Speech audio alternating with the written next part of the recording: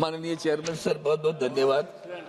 वामपंथी आतंकवाद या कह सकते हैं, उसको खत्म करने में जो हमारी केंद्र की सरकार कदम उठा रही है, वो जिस कदम से वो आगे बढ़ रहे हैं उसमें कुछ अच्छी है, लेकिन कुछ चीजें दुर्लक्षित हो रही है जो उस पर ध्यान देने की आवश्यकता है।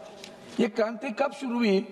शोषणकारी कंपनियां जो आई है 1967 में, चारूगुरु मुजुमदार, काजू सन्याल, और इन्होंने ये नक्सलवाद की स्थापना नक्सलवाड़ी गांव में करी। माओ से तुंग की विचारधारा से ये लोग चलते रहे। सशस्त्र संघर्ष करना ये उनका मकसद था, लेकिन मकसद की मांग क्या थी? मांग थी भूमि सुधार, आदिवासियों के लिए कथित न्याय की मांग कर रहे थे।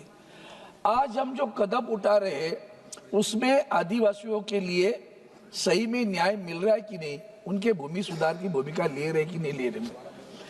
सभापति महोदय, छत्तीसगढ़ में अभी तो छत्तीसगढ़ तक ये सीमित हो गया है। शहरी नक्सलवाद की भी बातें चलती है, नक्सल मुक्त भारत की बात चल रही है। छत्तीसगढ़ के बस्तर में 2000 से अधिक लोगों ने आत्मसमर्पण किया है। शोषणकारी कंपनियां जो है, माइनिंग कंपनियां, ये इसका कोर सब्जेक्ट है, और उनके लिए अभी भी लोगों के मन में ये आ रहा है, ये सब कुछ क्यों कर रहे हो भाई? किसी माइनिंग कंपनियों को अब सपोर्ट करने के लिए हम कर रहे हैं क्या? उसमें भी मुझे तो उसमें भी बुराई नहीं लगता। चलो, वो भी, उसमें बहुत सारे प्राइवेट कंपनियां हैं, क्या उसमें हम आपको इनको रोजगार दे रहे हो आदिवासियों को? वो मेरा मूल प्रश्न रहेगा कि भाई अगर वो करते हो तो उसमें से विकास का कौन सा काम इन कंपनियों के जरिए हम उस गांव में करते हैं? एक ऐसे गांव है कि पूरे गांव के गांव आपने हटा दिए। कहाँ गए वो लोग? 3,50,000 आदिवासियों को हटाया गया, वो लोग कहाँ हैं? उनका पुनर्वसन हुआ? उनका पुनर्विकास हुआ? उनको शिक्षा मिली? उनको नौकरी मिली? उनको क्या मिला वो भी तो पता नहीं। एक तरफ ये ठीक है जी भाई, आतंकवाद खत्म कर रहे हो, अच्छी बात है, लेकिन जिस ढंग से आप कर रहे हो, तो अगर ये न्याय नहीं मिला, ये मत सोचना कि आज आपने कर दिया तो कल कोई इमीडिएटली शांत हो गया। विचारधारा खत्म नहीं होती है। अन्याय जब होगा तो वोल्केनिक रिएक्शन अंदर चलती रहती है, वो कभी बाहर आएगी पता नहीं चलेगा। ऑपरेशन ब्लैक फॉरेस्ट के नाम पे आप लोग जो काम कर रहे हैं, तो इसमें सर जो बल का प्रयोग हो रहा है, सबसे बात क्या है sir? What they need is that land job चाहिए, लैंड चाहिए, जमीन चाहिए, जॉब चाहिए, एग्रीकल्चर रिफॉर्म चाहिए, और एक्सेस टू हेल्थ केयर चाहिए। ये 4 मुद्दे अगर आप कर लोगे तो मुझे लगता है कि नक्सलवाद जो उभर कर आता है वो अभी तो मतलब खत्म होने पे आया ही है, ना नहीं कहता हूं, लेकिन ऊपर खत्म होने को आया आंकड़ों की तरफ से। आज आपने कितनी मिलिट्री वहां रखी है बताओ? उस एरिया कितना है बस्तर गांव का, और इतनी आबादी है, 3 लाख, करीबन 3-3.5 लाख की आबादी है, वहां कितनी मिलिट्री है कि हमसे? तो डर का माहौल पैदा करके रखा है। तो डर के बारे अगर कुछ लोग चुप बैठे तो ये मत समझना जिस दिन डर कम हो गया तो फिर दोबारा के ऊपर कराएंगे। मूल मुद्दा जो है वो मुद्दा है रोजगार का है, मुद्दा है रोटी की लड़ाई है सर, अस्तित्व की लड़ाई है। उस लड़ाई पे हम कभी भी ध्यान नहीं दे रहे थे, अभी आप ध्यान दे रहे हो, मैं उसका स्वागत करता हूँ। It is estimated that 16,780 naxalite ने सरेंडर कर दिया मार्च 2000 से 2024 तक। सर इसमें एक माननीय गृह मंत्री जी ने एक स्टेटमेंट किया था कि हम उनको 20 फुट जमीन के अंदर नक्सलिस्ट को गाड़ देंगे। ये स्टेटमेंट कोई लोगों को अभिमान देने वाली बात नहीं है, खत्म करनी बात अलग है, गाड़ देंगे वाली जो बात है ना, वो उल्टा लगता है कि आप भी हाई हैंडेड बर्ताव कर रहे हो। सर ये इसके पीछे और भी बात ऐसी है सर, 2010 से 2023 के दौरान 223 गृह मंत्री जी कुछ कहना है। इस बातों से सहमत नहीं हूँ, पूरा लाइन को नहीं बोल रहे हैं।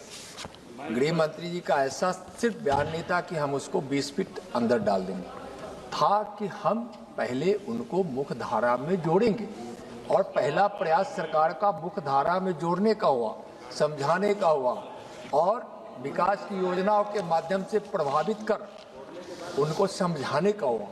और जो न मानेगा तो उसकी बात उन्होंने इस लहजे में नहीं कहा था, कानूनी कार्रवाई। फिर भी मैं आपसे कहता हूँ अरविंद जी, नित्यानंद जी, फिर भी मैं स्वागत, देखो आधा नहीं कहता हूँ, आपकी बात का जवाब आ गया। मुझे आपकी लगता बात का है कि जवाब देश के गृह मंत्री जी है, उनके मुंह से इस तरह के शब्द आना कोई प्रभावित नहीं करता, अच्छा नहीं लगता। गृह मंत्री जी ने एक जवाब दे दिया तो आपकी बात का जवाब आया। सर 2008 और 9 में total 3,06,001 hectares of forest devastated कर दिया, उद्ध्वस्त कर दिया आप लोगों ने। मैं दोबारा गिनता हूं सर, 2008 से 9 total 3,06,001 hectares of forest land was diverted for non forest use. अब ये नॉन फॉरेस्ट यूज होने की वजह से क्या हो रहा है वो तो देखिए आप, तो उनके ऊपर जो जीवित रहने की जो उनकी साधन था वो साधन ही आप निकाल रहे हैं उनके पास से। सर सभापति महोदय, एक रिपोर्ट आई है, उनका कहना है the WIL paper said income and wealth inequality in India, the extreme levels of inequality, the income and wealth inequality of India between 1922 to 23, the rise of billionaire Raj revealed that the share of wealth with the top 1% of the population was 41.1% in 22-23. 40% साल किसके पास है? Billionaires के पास है। वो इतना मतलब गरीब रह रहा है और भिखारी हो रहा है और अमीर और बढ़ रहा है। ये आपके राज्य में भी होता रहा है। इसके लिए मैं आपसे प्रार्थना करता हूँ, ये विद्रोही जो चल रहे हैं, ये विद्रोह अगर खत्म करना है तो उनके लिए आपके पास एक ही काम है, जो आपने अभी आखिर में कहा वो नहीं हो रहा है सर। अभी मेरी मोहितराज जी ने जो बताया ना, महुआ मोहितराज जी जो बताया कि कितना परसेंट है, शिक्षा के लिए कितना खर्चा किया, स्वास्थ्य के लिए कितना खर्चा किया, रोड डेवलप के लिए घर जब डिस्प्लेसमेंट हुए तो घर कहाँ दिया, नौकरी दी क्या, उनकी पुनर्वास क्या किया, यही अगर मुद्दा है। सरकार जो कदम उठा रही है उसकी भी बुरा नहीं कहते, मैं ये भी कहता हूँ, जैसे आपने कहा बुरा नहीं कहता हूँ, लेकिन एक बात एक ध्यान में रखना है कि after all they are also human, उनको जीवित रहने का अधिकार हमारे संविधान ने दिया है और सिर्फ जीवित नहीं रहना है तो उनको भी अपना बल पर खड़ा रहने का, उसमें सरकार सहयोग करे। अगर ये कदम उठाए और वो आर्थिक सामाजिक शिक्षा के माध्यम से उभर कर आए तो मुझे नहीं लगता फिर दोबारा नक्सलवाद खुला होगा। धन्यवाद सभापति महोदय। श्री भास्कर भगरे, श्री भास्कर जी।